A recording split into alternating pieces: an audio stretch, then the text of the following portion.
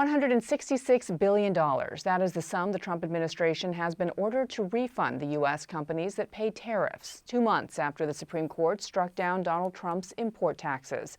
As of Monday, certain businesses can apply for these reimbursements through an online portal.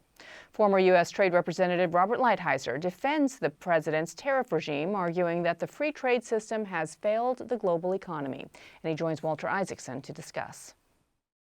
Thank you, Bianna and Ambassador Robert Lighthizer. Welcome back to the show. Thank you for having me, Walter. You have a pretty powerful piece in Foreign Affairs now that attacks the free trade system. You almost call it a free trade orthodoxy that for 80 years grew after World War II. But it seems to me that that free trade system increased global wealth, brought people out of poverty, even helped the United States dollar stay in the lead. Tell me what was wrong with that free trade order. So first of all, Walter, I would suggest that after World War II and for a period of decades, what we would call sort of the current trade regime had a variety of successes. It did help, as you suggest, end the Cold War. It did raise countries, some countries' citizens out of poverty. But over a period of time, it sort of evolved into something quite different. The notion of the trading system was that a country exports in order to import. And when you do that, you import what you make sort of second best and export what you make best. And when you do that, you make your citizens better off, and you make the other citizens of the country that's exporting to you better off. But over a period of time, an awful lot of countries concluded that they were a lot better off running up large trade surpluses, and we developed these huge imbalances, and they really had very little to do with economics. What they had to do with was very aggressive industrial policies, and we saw a variety of countries do this. So the system did do well. After a period of time, certainly by the 80s, countries were realizing, and in the case of Japan, probably even in the late 60s, that they were far better off with a very aggressive industrial policy rather than this notion of exporting in order to import. So you ended up with huge imbalances. And in the case of the United States, let me just go through the indictment very quickly. First of all, we're running up these huge trade deficits. I would say the realistic number is sort of north of $1.2 trillion a year for the United States. And some would say, well, who cares? My reaction is it doesn't matter if you don't care who owns America. So what's really going on at the macro level is we're transferring our wealth overseas in return for current consumption because other countries have kind of rigged industrial policy. So what's the accumulation of that? If you look at the net investment position of the United States, which is how much Americans own overseas versus how much everyone else owns in America, that number, which when I was in the Reagan administration was a substantial positive number, several $100 billion, is now a negative $27 trillion. Well, wait a minute, real quick. Why is it so bad if other countries invest in our equity, debt, and real estate? It's not a question of investing. Your sort of view is that it doesn't matter who owns America. There was a great article that Warren Buffett has. It's called Squanderville and Thriftville. And he likens this to a farmer who sells acreage every year in order to consume. He will live quite nicely until he doesn't have any more land, and then he can neither consume nor make any money from his land. You can't transfer your wealth overseas. And to remind you, this is not because other countries are more efficient or do things better than us. This is because they have an industrial policy. Now, let's just think, what's the industrial policy? It's currency manipulation. It's a tax policy designed to take resources from their consumers and give them to their producers in order to create this huge imbalance. It's a banking system. It's labor laws. It's health and safety regulations, which are designed not because of science to help health and safety, but to reduce imports into their country. It's massive subsidies. And if you let them do this, these imbalances will accumulate. And the United States, as a result of it, is a poorer country by $27 trillion than it otherwise would have been. Well, let me cut right to the chase. It seems that the bad thing that really happened was it hollowed out the American working class. Is that true? Well, I would say the bad things are the following. One, this massive transfer of wealth overseas. So the United States, and as I say, our children are poorer as a result of it. The second thing is we've seen a substantial slowdown in what you would think of as sort of traditional economic growth in the United States. So much slower economic growth. I give you a couple of data points on that. If you look at from the war, which you identified as a data point, to 2000, the United States grew on average about 3.1% of GDP a year.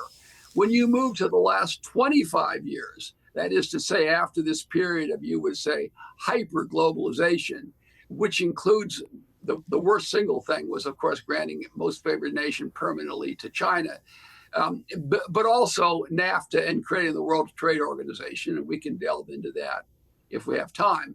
So if you look at from 2000, 2001 forward, instead of 3.1% GDP growth, we end up with 2.1 or slightly over 2% of GDP growth. And if you think of periods of time, the United States in most 20-year periods before 2000 grew at over 3%, about 14 years out of 20. We've seen basically a flat line from China entering the WTO. For 15 years, we saw a flat line in median family income. And then we've seen these hollowing out of these cities that we see across the Midwest and all the very bad consequences of that, including, I would say, very bad health consequences, where a lot of our working class people have really lost many years of their lives. There was a famous book called Deaths of Despair, which pointed out that people that don't have a college degree, which is like a proxy for these working class people, on average live about 8 years shorter lives. And what do they die from? They die from suicide, alcohol, drugs, basically what Ann Case and Angus Deaton call deaths of despair. So we've seen very bad societal impacts, slower economic growth, and a transfer of wealth overseas. And I say none of it is because of basic economics. It's all because someone else, in this case primarily China, but a lot of other people, have very aggressive economic policies. They're designed really to take advantage of the fact that the United States has a relatively open capital market and a relatively open economic system. The system you propose is actually to say, all right, if there are major imbalances over a course of, say, 3 or 4 years between the United States and another country, we've got to stop that. We got to put some tariffs on, or we got to make sure they get their trade back into balance. Could you do that amongst all democratic nations and try to have a new world trade order based on balances? Yes. Now that Walter, is precisely what I'm proposing. When President Trump came to office, he was faced with two gigantic problems in this sphere, and other problems obviously out of it. One were these massive trade imbalances that were having these negative effects on our economy, but primarily on our workers. We also have this geopolitical relationship with China that had to be dealt with, and China has become more aggressive economically, but also more aggressive militarily and diplomatically. So we had these two things to deal with, and I think he dealt with them appropriately using tariffs. You could criticize this or that detail, but the diagnosis and the direction and the tool, in my opinion, were correct. So then the question is, where do we go from here, right? You solve the problem. I think we need a new global order. We need a new organization that people can have confidence in and that has predictability. And what I am proposing is one among democracies, reasonably open market countries. And what I'm really saying is, if they commit to balance over some period of time globally, not bilaterally, that we will have this kind of predictability, and we will have more growth and better outcomes, not only for American working people, but for the working people around the world. Because by putting in place tariffs or some other kind of corrective measure, you're really helping the proper allocation of resources around the world. You're not really detracting from it, because you're going to get back to this notion of a system that doesn't have these gigantic imbalances. You talk about the inequalities, too, and the enriching of the elites, I think you sometimes call it, in your paper. Is that something that was structurally part of this trade system? And how could we get it so that the rewards for the working class, for labor, could be better off in the system you propose? Well, I'm hoping that's what happened. So you ask yourself, what really has happened? If you look at the United States, for the first time in our history, the top 1% has more wealth than the middle 60%. If you ask yourself, take the top 1% person and compare him to the middle person. When I was a kid, and when you were a kid, that was about 36 times richer. Now it's 72 times richer. So we're moving in a very bad. Now, some liberals might say the way to approach that is to tax very heavily the rich people and give the money to the middle class. That, I think, is not a good outcome, because I believe in the dignity of work. I believe that people feel better when they have productive, good jobs. So what I'm suggesting is that we have a system that's designed to create these high-paying jobs. And if we get that trade deficit down from 1.2, and I would say it's probably, if you properly calculated, even higher than that, $1 trillion, you're going to create an enormous number of these jobs. We need more workers in the $100,000, $100,000 range. And you talk about bringing back the good jobs, and mainly, I think, in manufacturing, you mentioned in the piece, because if we have better trade balances, maybe we'd manufacture more here. But aren't there like 400,000 or so manufacturing jobs going begging in the United States? What's the imbalance there? So for sure, and I think to some extent that is evidence that the Trump program is working. This is going to take time. Reindustrialization is going to take time, and training, getting workers from not working or from low-paying jobs to high-paying manufacturing jobs. It's going to take training. It's going to take time. It's going to take diligence, but it is in the process of working. We have lots, millions of Americans out there who are either unemployed, partially employed, looking for full-time work, or totally out of the workforce. We have it. If you add all that up, who knows what the number is, but you could easily get to 20 million Americans who need these kinds of jobs. And nobody thinks this is going to happen in 5 minutes or 5 days or even a year. This is a long-term process. But we, as you suggest, we seem to be moving in the right direction. There's a lot of what I call green shoots that suggest that the manufacturing is taking off. You talk about how it seems to be working the directional way that President Trump has done with the tariffs. Yet the U.S. goods trade deficit in 2025 was at a record high. Explain that to me. Well, part of what happened was people trying to rush things in ahead of tariffs, right? It's sort of an implementation problem. Another thing that happened, Walter, is you saw a lot of computers and things coming in because of these data centers that are being built in this massive way. So we saw a certain amount of goods coming in that. So you say to yourself, the critics of the president will say, my goodness, we haven't reindustrialized. No one would criticize the CHIPS Act a year after it was implemented in 2022 and say we haven't reindustrialized. But so what are the green shoots? You see this purchasing managers index is now positive.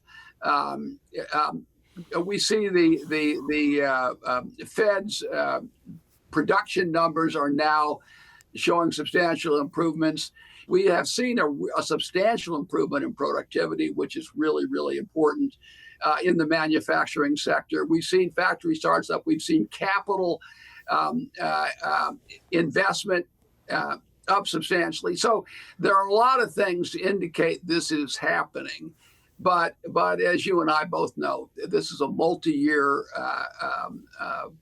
process, and we have to have we have to start every day trying to get it to work for that day, and over a period of hopefully 2 or 3 years, we'll see these jobs will return, and we'll see the direction change dramatically. You also predicted last time that prices would come down, and you said it'd be pretty soon. Well, obviously that hasn't happened with inflation really ticking up. Is that something that's going to take a much longer time too?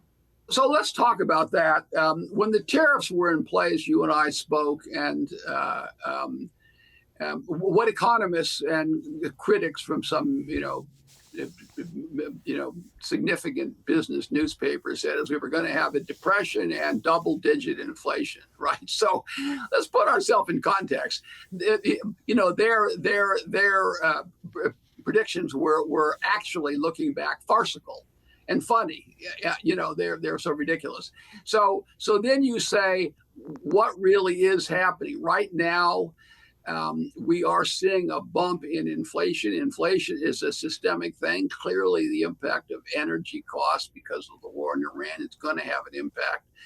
I would suggest if you go before that, core inflation, that is to say inflation that does not include energy, was actually in a pretty good range. It was about a little over 2%. The notion that tariffs somehow create inflation is I think really quite wrong. You've seen a study by the San Francisco Fed that suggested that it's not true.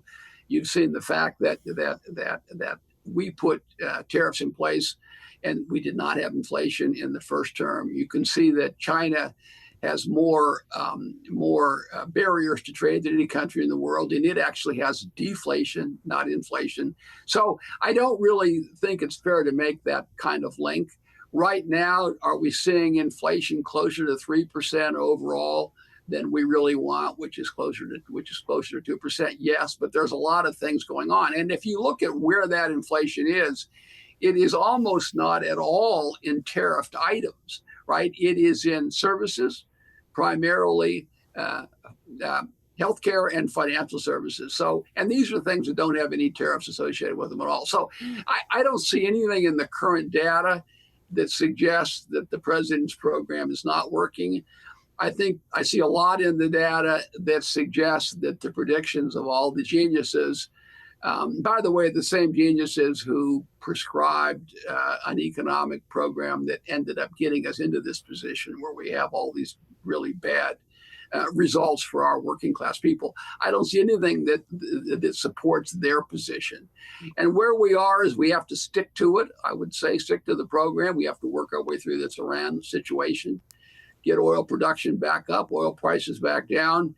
And then I think you're going to see a lot of the results, the long-term results of manufacturing and the return of these kinds of jobs, which build up our communities and our families. Ambassador Robert Lighthizer, thank you for joining us again. Walter, it's always great to be with you. Thank you.